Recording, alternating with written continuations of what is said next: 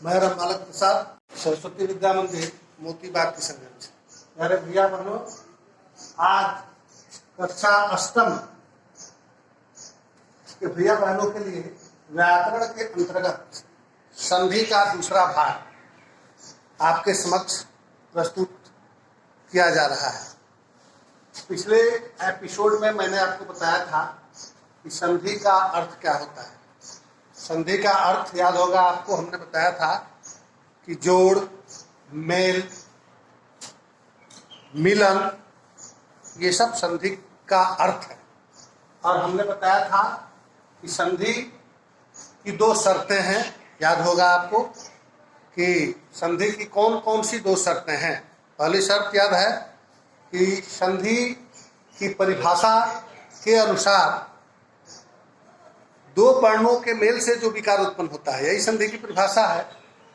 पिछले दिन लिखाया गया था, आपने याद भी परिभाषा कर ली होगी कि संधि कहते किसे हैं, तो दो वर्णों के मेल से जो विकार उत्पन्न होता है उसे संधि कहते हैं। तो संधि की उस परिभाषा से जो दो शर्तें निकल कर आती हैं, उसमें आपको याद है कि पहली शर्त मैंने आपके समक्ष रखी थी कि पहली शर्त है कि संधि में वर्णों का मेल होना आवश्यक है।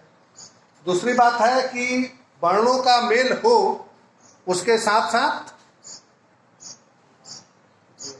क्या होना चाहिए, वर्णों का मेल तो हो ही, लेकिन वर्णों का मेल हो और अगर विकार उत्पन्न नहीं हो तो संधि नहीं होगी। दूध और दही का हमने उदाहरण देकर आपको बताया था, आप निश्चित रूप से समझ गए होंगे कि जिस प्रकार दही के लिए दूध में जोरन का डालना जरूरी है, उसी तरह वर्णों के मेल के साथ साथ विकार का उत्पन्न होना जरूरी है। वर्णों का मेल हो, विकार उत्पन्न नहीं हो, संधि नहीं होगी। मैंने आपको बताया था कि हो सकता है कि दूध में जोरन डालने के बाद दूध फट जाए तो दही नहीं जमेगा। तो दही तब जमेगा जब दूध में जोरन डाला जाए और दूध फटे नहीं। उसी प्रकार वर्णों का मेल हो और फिर विकार उत्पन्न, तब जाकर संधि। तो संधि की दो शर्तें आपको याद हो गई होंगी। अब संधि के तीन भेदों की भी चर्चा उस दिन हुई थी। मैंने आपको बताया था कि संधि के तीन भेद होते हैं मुख्य रूप से। कौन कौन भेद हैं, तो स्वर संधि, व्यंजन संधि और विसर्ग संधि। याद है ना, स्वर संधि, व्यंजन संधि और विसर्ग संधि। परिभाषा भी आपने याद कर ली होगी। स्वर संधि की परिभाषा बताई गई थी कि स्वर के साथ स्वर के मेल को स्वर संधि कहते हैं। स्वर के साथ स्वर के मेल को स्वर संधि कहते हैं। और उस दिन मैंने आपको गिनाया था, बताया था कि हिंदी व्याकरण में स्वर वर्णों की संख्या 11। कितनी है? 11। और जो 11 हैं, इनके 3 प्रकार हैं, ह्रस्व स्वर, दीर्घ स्वर और संयुक्त स्वर। तो इन्हीं स्वरों का आपस में मेल जो होगा वह स्वर संधि का संयोग होगा। यानी स्वर संधि स्वर वर्णों के मेल से बनती है। यानी स्वरों के साथ स्वरों के मेल को, यानी स्वर के साथ स्वर के मेल को स्वर संधि कहते हैं। तो स्वर संधि के जो 11 स्वर वर्ण हैं, ये इनके आपसी मेल का पर्याय है। इनका आपसी मेल जो है, जो 11 स्वर वर्ण है, उनका आपसी मेल 5 तरह से होता है। और इस कारण हिंदी व्याकरण में स्वर संधि के 5 भेद होते हैं। क्यों होते हैं? तो स्वरों का मेल 5 प्रकार से होता है, इसलिए स्वर संधि के 5 भेद होते हैं। आज हम लोग स्वर संधि के 5 भेदों में पहला भेद जो है पढ़ रहे हैं। यह पहला भेद है दीर्घ संधि। ये पुस्तकीय परिभाषा है। यदि ह्रस्व के बाद कोई ह्रस्व या दीर्घ वर्ण आए तो दोनों मिलकर दीर्घ वर्ण हो जाता है। ठीक है, यानी ह्रस्व मिलकर दीर्घ हो जाए या ह्रस्व दीर्घ मिलकर दीर्घ हो जाए, होता क्या है? दीर्घ।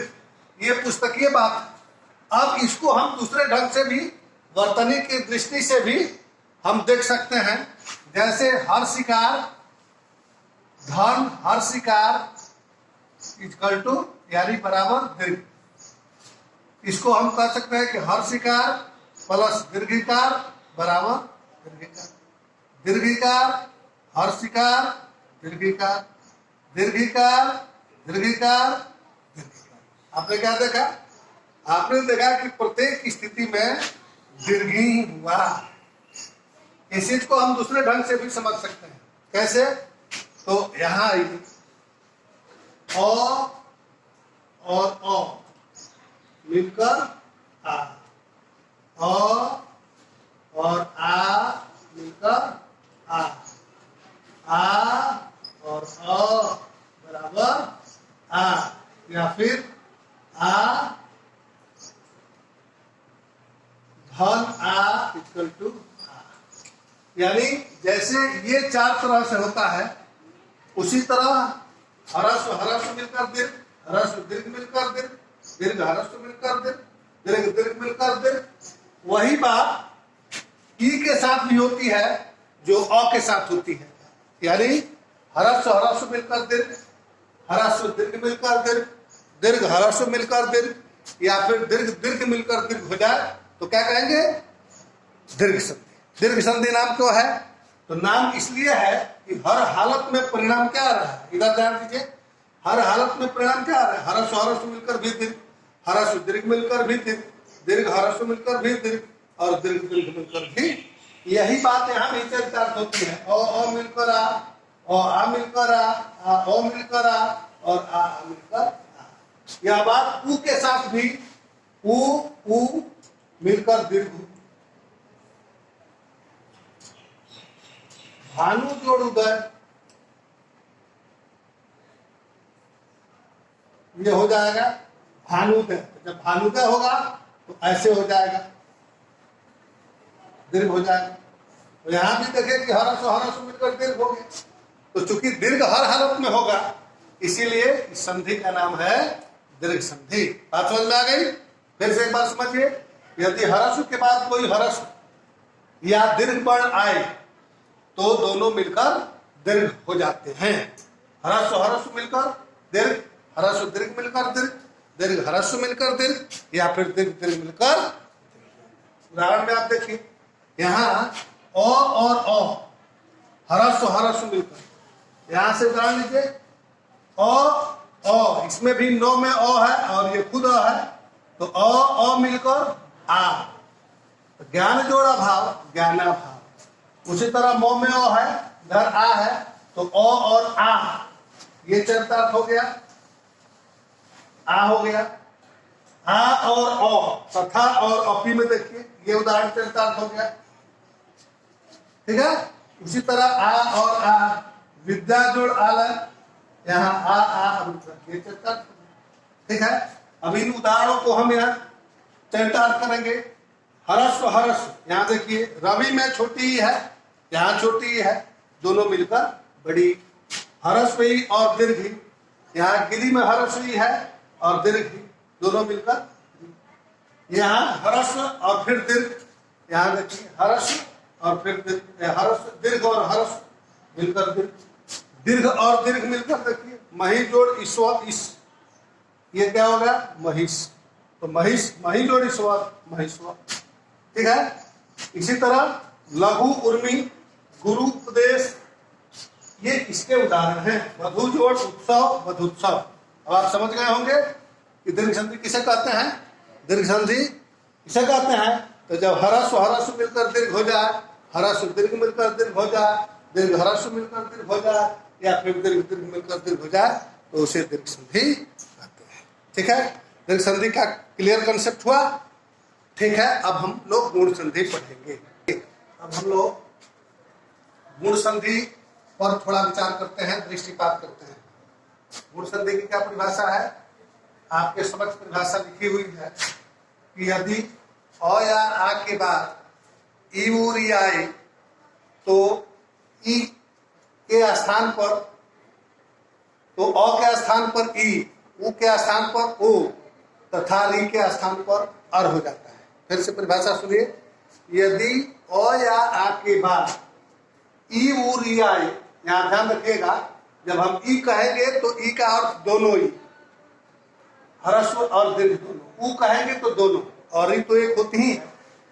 तो यदि अ या बाद ई ऊ री आए तो ई के स्थान पर ए, ऊ के स्थान पर ओ तथा री के स्थान पर अर हो जाता है। परिभाषा स्पष्ट हो गई। याद कीजिए कि यदि अ या आ के बाद ई ऊ री आए तो ई के स्थान पर ए, ऊ के स्थान पर ओ तथा री के स्थान पर अर हो जाता है। क्लियर? फिर से सुनिए, यदि अ या आ के बाद कोई भिन्न स्वर आए तो अ के स्थान पर, अ या आ के बाद कोई भिन्न स्वर आए तो ई के स्थान पर ऊ, ऊ के स्थान पर ओ तथा री के स्थान पर अर हो जाता है। ठीक है? अब उदाहरण की कसौटी पर कसिए, इसको हमें गणितीय सूत्र के माध्यम से समझ सकते हैं। यदि अ या आ के बाद क्या है, ई ऊ री आए, ऐसे भी आप समझ सकते हैं। अ या आ के बाद ई ऊ री आए, अ या आ के बाद ई आए या फिर ऊ आए, यह सेल्फ मेड सूत्र है, समझ लीजिएगा तो आसान हो जाएगा। री, ये सारी परिभाषा इसी के अंतर्गत है। यदि अ या आ के बाद ई ऊ री आए तो इसके बाद अगर कोई ई आए तो ई के स्थान पर ए, ऊ के स्थान पर ओ तथा री के स्थान पर अर हो जाता है। इतने ही में सारी परिभाषा है। इसलिए जो परिभाषा हमने पढ़ी ह्रस्व स्वर यानी दीर्घ संधि की, दीर्घ संधि का भी गणितीय सूत्र है, आप नोट कर सकते हैं कहीं। दीर्घ संधि का गणितीय सूत्र क्या होगा कि अ आ के बाद उसमें बताए थे कि ह्रस्व दीर्घ हो जाता है, तो यही सूत्र बन जाएगा ह्रस्व। इसको हम गणितीय सूत्र में लिख सकते हैं, ह्रस्व प्लस ह्रस्व इक्वल टू, या ह्रस्व प्लस दीर्घ इक्वल टू, फिर इसे लिख सकते हैं दीर्घ प्लस ह्रस्व इक्वल टू, या क्या लिख सकते हैं दीर्घ प्लस दीर्घ इक्वल टू। ये गणितीय सूत्र हो गया किस संधि का, दीर्घ संधि, जो पहले आपको पढ़ा दिया गया है। अब इस गणितीय सूत्र में आप सारी परिभाषा को रूपायित होते हुए देख पाएंगे। अब आइए इस सूत्र पर विचार करते हैं कि यदि अ या आ के बाद ई हो तो ए, ऊ हो तो ओ, आ हो, अ आ के बाद अगर री हो तो अर होता है। ये सूत्र यहाँ रूपायित हो रहे हैं, आप इस पर दृष्टिपात कीजिए। है कि अ या आ के बाद ई आए, यहाँ अ है, छोटी ई आई है, छोटी ई आए या बड़ी ई आए यहाँ लिखा हुआ है तो ए होगा, तो देव जोड़ इंद्र बराबर देवन। यहाँ गण जोड़ ईस, यहाँ अ है, यहाँ ई, बड़ी ई आई है, फिर भी ये हुआ है।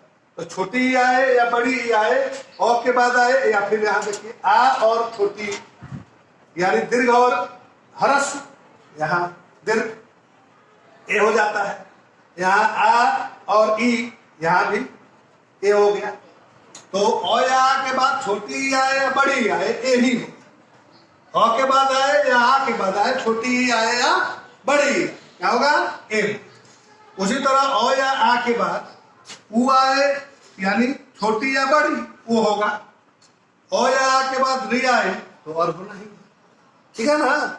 ये दीर्घ संधि का नियम है, गुण संधि का नियम है। गुण संधि का क्या गुण है, फिर से सुनिए कि यदि अ या आ के बाद ई ऊ री आए तो ई के स्थान पर ए, ऊ के स्थान पर ओ तथा री के स्थान पर अर हो जाता है, जैसा कि यहाँ सूत्र।